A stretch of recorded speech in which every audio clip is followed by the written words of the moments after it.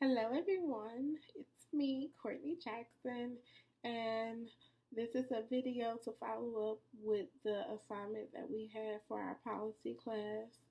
The assignment was about us selecting a social issue within the community and identifying some of the causes for it, as well as some advocacy groups that address it and what can be done from a social work perspective. I chose my topic to be on poverty. I thought poverty was a good idea because we recently done a an assignment on poverty earlier within the semester, and I thought that it would be even better if I chose to do mine on the African American perspective of poverty because this is a HBCU, and I think that poverty is impacted more by the African American community. So, um, I want to start off with saying that I believe that poverty is a systematic problem instead of an individual problem. Sometimes people want to identify people who are living in poverty as being broke or being lazy, but I think that we really have to sit down and take a look at American infrastructure because there are some things that we've went through that has made it seem like the odds have always been against us. And I think that's why we are so affected by poverty. We came over as slaves and we spent most of American history as slaves. And even after we were freed from being slaves, we still were targeted for Jim Crow laws, and then we had to deal with segregation and the civil rights movement, as well as mass incarceration and the drug epidemic. And we're still dealing with social problems from being black. So I don't think that there's a coincidence about us being the highest in the poverty rate, is what I'm saying. Um, I want to start off with a few statistics with you guys. First off, American African Americans make up for 12.4 of the percent of the population. So yes, we are the minority. Um, but our poverty rate is also the highest. Our poverty rate is at 21.2%, which is about 90 million people. And it's even higher amongst African American females because right now theirs is at 30.3%, and I think that has to do with being single parents as well. Overall, if you look at the poverty of the U.S. population, is at 12.3%, which is interesting because we're the minority of the U.S. population, but yet we have the highest poverty rate. Our population percentage is about what and what with the overall poverty rate, which is 12.3%. So I thought that that was interesting. But on a positive note, there has been a decrease in hunger and poverty, but it's not a significant decrease for us not to worry about it and put attention on it. There's been an increase in college graduates, entrepreneurs, lawyers, doctors, social workers, and other career advancements for the black community, but poverty is still a big issue in our community as well. And I think that the factors that lead up to it could be because of the financial and education literacy.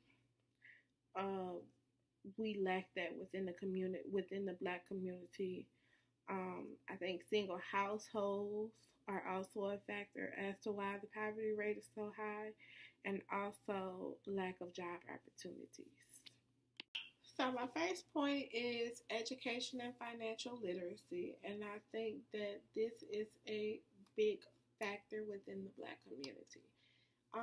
Let me start off by saying that I don't believe that this will totally um, address the poverty issue, but I think that if we had more knowledge on our finances and if we were educated more so on financial literacy, I think that we would be able to better utilize the money that we do have and the resources that we have.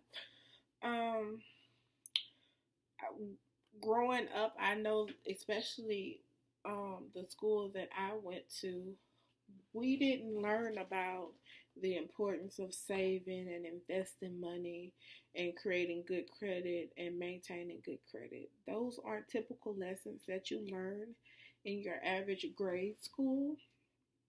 So when we finally get into real life, it's kind of like we're almost as if we're bombarded with it. And a lot of times, our parents can't really teach us because they haven't mastered it themselves. So I think that if we started implementing those lessons, I think we would be better off as a community.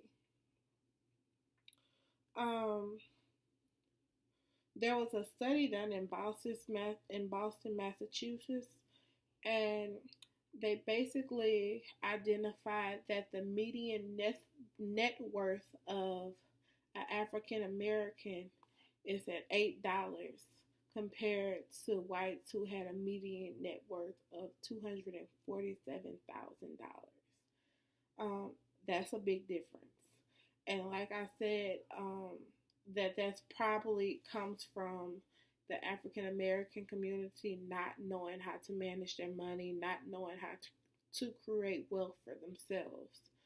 And you also have to know that Boston, Massachusetts has an extensive history of racism. And that goes back to me saying that poverty is a systematic problem instead of an individual problem. That's not by coincidence. Uh, there was also a video that I watched that discussed about generational wealth and how we need to be educated on generational wealth. It needs to be taught to the Black community. Generational wealth will provide the next generation with an advantage of having something that generates income for them without having to start from the bottom.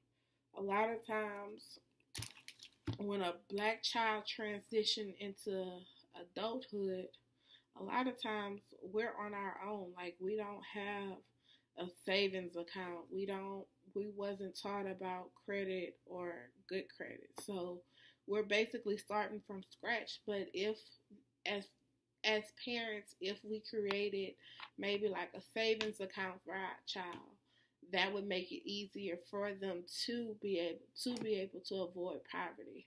But like I said, a lot of times, since we're in poverty, a lot of parents don't even have the means to create themselves a savings account, let alone for themselves or their child. And we also noticed that there's been an increase in entrepreneurship within the Black community, and I think that we also have to learn as a Black community that we have to support the Black businesses within our community. And if we support those Black businesses also have to know that they need to redistribute the wealth back into the Black community. I think that if we learn these key points, that we would be better off and we would be able to utilize that education to try to uplift ourselves out of poverty. I wanted to pinpoint that there are some people out there that have realized that there is a need for financial literacy and education amongst the Black community. One of those pioneers was the rapper Nipsey Hussle. He was from Los Angeles, California, and he recently died. But there was a lot of controversy that stirred up after his death, and the community was really hurt by his death because he was one of those pioneers to teach the African American communities about financial literacy and generational wealth.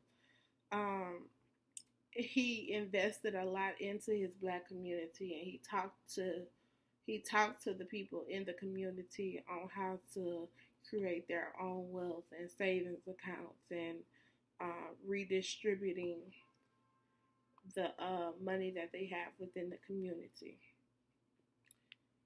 Another pioneer that I've noticed recently is he developed himself off of the social media platform, and his name is Jay Morrison. And he was believe that he's an ex-con. He went to jail a few years ago, but he came out of jail and he recently turned his life around, and he's made a huge presence among the social media community.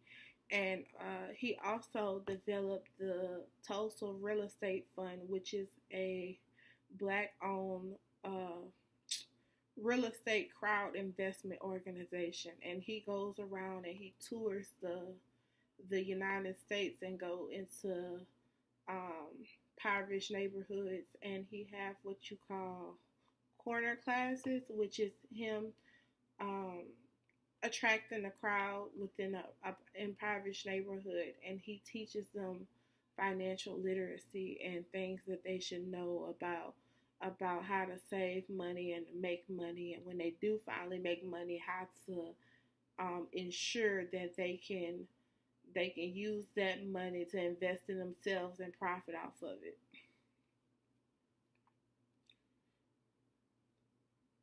And I think that so both of those men that I mentioned noticed the need for education as far as financial literacy within their community, and they that's what they did. They addressed that need, and I think that is beneficial when you're talking about poverty, because if we're provided the resources to get ourselves out of poverty, but we don't know how to utilize it, then we're basically worse off than what we were before.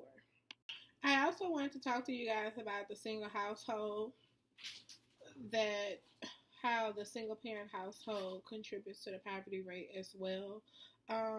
Most single parent households develop from people having children out of wedlock, divorce, mass incarceration, and the death of a parent. Single parent households is more prominent in the black family, and it puts a limit on income coming to the family. When there's only one parent that's in the household, chances are there's only one income that's coming in, which means that resources are scarce, and it's hard to provide shelter, food, water, clothing, transportation, and households, because most of the time all this is supposed to get done for one income, and it's almost as if it's impossible. You also have to take into consideration for those who can meet the need of the basic necessities of what a family needs in order to survive. There's rarely any money left to save. So after they provide the food, the shelter, the water, and all those things, there isn't any room for any extra things to do with their finances, such as saving or investing. There is a organization by the name of Single Parent Advocate, which is a advocating program. It's nonprofit, and it's developed to empower single parents. And it's not limited to the black community. It's for all races and ethnicities. And there's also one by the name of Stand Up for Mom. And this one does target black single mothers. And it's meant to address racial opportunity gap and blaming systematic inequalities on absent fathers, such as those systematic inequalities refer to mass incarceration or police brutality or crime as well. I also wanted to talk to you guys about the lack of job opportunities within the black community. First off, let's take a look at the U.S. unemployment rate. Right now it's at a 4.1%. which is considerably low. But if you look at the African American unemployment rate, we're at a 6.9%. So once again, you see that we are the minority, but yet for some reason, our poverty rate is way more compared to our white counterparts. As a matter of fact, African Americans' unemployment rates remain twice as high as whites' unemployment rates. Um, it's concerning because we've made such a tremendous progress in education, but we're still not narrowing the racial gap of unemployment. And this is why it's a concern for it's a contribution for the high poverty rates that we have. Lack of jobs restrict their income, which makes it hard for an individual to provide for themselves or their family. Blacks are also unable to save money and invest money as long as they're unemployed. And blacks are also less likely to have paying salaries if they are employed. And the jobs that they do have, they don't get paid as much compared to their white counterparts. Lack of jobs and lack of high paying jobs contribute to the high poverty rate that the black community experiences. So, yes, the poverty rate amongst the African American community is concerning, but thankfully, our black society is thriving with advocates who are developing advocacy groups that are addressing the issue. There's a advocacy group called the Poor People's Campaign, and it's an advocacy group which was originally proposed by Dr. King and the Southern Christian Leadership Conference. The advocacy group has reached out to more than 30 states across the country, and the group provides a microphone to the poorest voice, so they can speak on their own testimonies about living in poverty and experience injustice. The group's goal is to magnify the human and economic costs of inequality to the nation in hopes to put an end to it and address the systematic racism as well as the large amount of people who are in prison that are poor. And this group has a heavy presence in Congress, and it protests in Washington, D.C. And of course, we have the National Association for the Advancement of Colored People, the NAACP, and I think that we all are pretty familiar with the NAACP. They have had a heavy presence within the black community, especially during the civil rights movement, and they are vocal about the issues that surround the black community. These issues consist of poverty, racial barriers, social justices, and education. The advocacy group has had a huge influence in public policy and social welfare, and they have maintained that even to today's time. The group intentions is to remove all barriers of racial discrimination, ensure political, social, and economic equality, and to educate. Um, so let's talk about what can be done at a social work level. I want to say this though. I am a social worker for my people. And when I say that, I'm not saying that a social worker from a different ethnicity or race is not compatible to work with a African American client. But whenever the client is paired up with someone that looks like them and has had a similar life to them or have experienced some of the things that they have experienced because of their race, I feel like the connection is deeper and more meaningful. So, as a social worker, I want to make sure that I'm always compassionate to what my client is going through, and I also want to make sure that I'm educated on things that would be beneficial to my client. I also want to make sure that I'm in connect with the resources that they should be able to take advantage of, as far as if they're in poverty. They may need shelters, food banks, bill assistance programs, financial advisory, or job searching. And I want to make sure that I'm totally aware of the resources that I can provide for them. And from a direct practice, a social worker should always utilize their local resources.